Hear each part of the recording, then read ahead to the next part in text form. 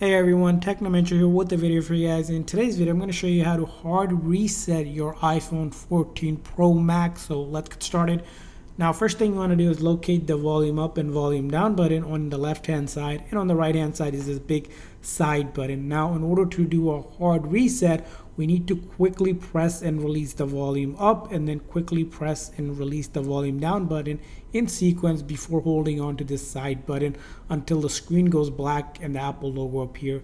So again, it's quickly press and release the volume up, volume down, and then you hold on to the side button just like that. And you're going to keep on holding it. Do not slide to power off like it says on the screen. Just keep on holding that side button until the screen goes completely black and you see the Apple logo appear. At that time, you'll let go of that side button. Now, if this doesn't work the first time, go ahead and try it again. Sometimes it does take a few tries to get it right.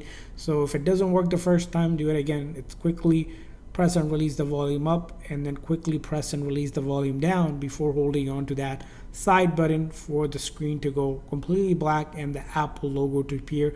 Now, this method is completely safe. It will not delete any of your personal data. So all of your photos, videos, apps will still be on our phone. Basically what this does is shuts down the phone software and reloads the code. So if you're having any minor issues with the software or any major issues for that fact, it will go ahead and fix it. Now, if you're looking for a hard reset where it deletes all of your data, that's known as a factory reset, which is another process. We'll leave a link for that video as well.